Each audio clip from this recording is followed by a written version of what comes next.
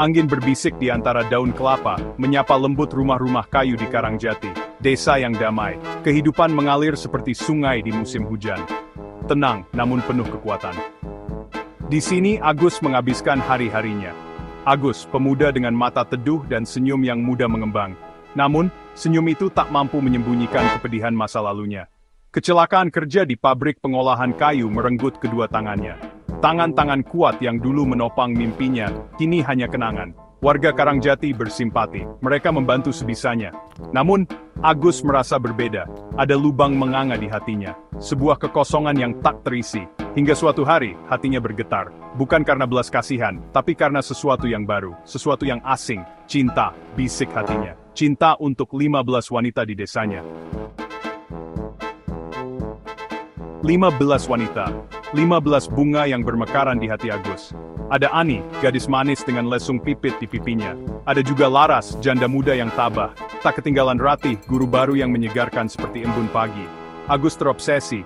Hatinya dipenuhi hasrat untuk mencintai dan dicintai. Namun, caranya menunjukkan kasih sayang berbeda, aneh. Bahkan menakutkan bagi para wanita itu. Setiap hari Agus mengunjungi rumah mereka, bergantian, tanpa lelah. Ia bercerita tentang perasaannya yang meluap. Kata-katanya puitis, namun terlalu intens. Matanya menyiratkan sesuatu yang sulit diartikan. Para wanita merasa risih, mereka menghindar. Namun Agus tak menyerah. Ia yakin cintanya tulus, ia hanya ingin membahagiakan mereka, dengan caranya sendiri. Obsesi Agus semakin menjadi. Ia mulai memberikan hadiah-hadiah aneh kepada wanita-wanita pujaan hatinya. Ia menghabiskan tabungan kecilnya untuk membeli barang-barang yang menurutnya istimewa. Ani menerima sekotak penuh dengan kuku harimau. Agus mendapatkannya dari seorang pemburu liar. Untuk melindungimu dari kejahatan, katanya. Laras diberi sebuah cermin antik berukir wajah wanita menangis. Agar kau selalu mengingat kecantikan abadimu, bisik Agus. Ratih, sang guru cantik, mendapatkan sepasang burung merpati dalam sangkar emas. Simbol cinta kita yang akan terbang bebas, ujar Agus sambil tersenyum. Namun, burung-burung itu mati keesokan harinya. Hadiah-hadiah itu bukannya membuat para wanita terkesan, malah semakin menakuti mereka. Mereka mulai merasa terancam. Obsesi Agus telah melampaui batas. Malam itu, bulan bersembunyi di balik awan tebal. Angin bertiup kencang, menggetarkan jendela-jendela rumah di Karangjati. Di tengah kegelapan, sebuah bayangan hitam bergerak perlahan. Agus, ia berdiri di depan rumah Ani. Matanya menyala aneh. Di tangannya tergenggam sebuket bunga mawar merah. Bunga-bunga yang ia petik dari kebun tetangga tanpa izin. Agus mulai menyanyikan lagu cinta dengan suara serak. Suaranya parau, namun penuh emosi. Ia menyanyikan lagu itu berulang-ulang, tak peduli dengan gonggongan anjing dan jangkrik yang bersahutan. Ani, yang terbangun dari tidurnya, ketakutan. Ia mengintip dari balik jendela. Jantungnya berdebar kencang. Ia tak menyangka Agus akan berbuat sejauh ini. Obsesi pria itu benar-benar di luar nalar. Keesokan harinya, berita tentang tindakan Agus menyebar cepat di Karangjati. Warga mulai membicarakannya dengan nada khawatir. Di beranda-beranda rumah, di warung kopi, bahkan di pinggir sawah. Kasihan Agus, sejak kecelakaan itu dia jadi berbeda, ujar Pak Lurah sambil menghisap rokok kreteknya. Tapi, perilakunya sudah di luar batas. Kita harus melakukan sesuatu. Bagaimana kalau kita bicarakan saja baik-baik dengan dia? Usul Bu Ratih, Ibunda Ratih sang guru. Tidak akan berguna, Bu. Agus sedang dilanda cinta buta. Dia tidak akan mendengarkan siapapun, sahut Pak Kades dengan wajah cemas.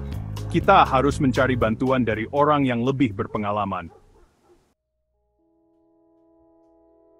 Setelah berdiskusi panjang, warga Karangjati akhirnya mencapai kesepakatan. Mereka memutuskan untuk membawa Agus bertemu dengan Kiai Hasan, seorang ulama yang disegani di desa sebelah. Kiai Hasan dikenal bijaksana dan memiliki ilmu agama yang tinggi. Mungkin beliau bisa menasihati Agus dan membantunya melewati masa-masa sulit ini, kata Pak Lurah meyakinkan. Keesokan harinya, beberapa warga pergi ke rumah Agus. Mereka menjelaskan maksud kedatangan mereka dengan hati-hati. Agus sempat menolak. Ia merasa tidak melakukan kesalahan apapun. Namun, ia akhirnya luluh juga melihat keprihatinan di wajah para tetangganya. Dengan pasrah, ia mengikuti mereka menuju pondok Kiai Hasan. Di pondok Kiai Hasan yang asri, Agus menceritakan semuanya. Tentang kecelakaan yang menimpa dirinya, tentang kekosongan di hatinya, dan tentang cintanya yang begitu besar kepada 15 wanita di desanya. Kiai Hasan mendengarkan dengan seksama. Sesekali ia mengangguk-anggukan kepalanya, menunjukkan bahwa ia paham dengan perasaan Agus. Setelah Agus selesai bercerita, Kiai Hasan tersenyum lembut. "Agus," kata Kiai Hasan dengan suara tegas namun menenangkan, "cinta itu anugerah, namun, cinta juga memiliki batasannya. Apa yang kau lakukan bukanlah cinta, melainkan obsesi.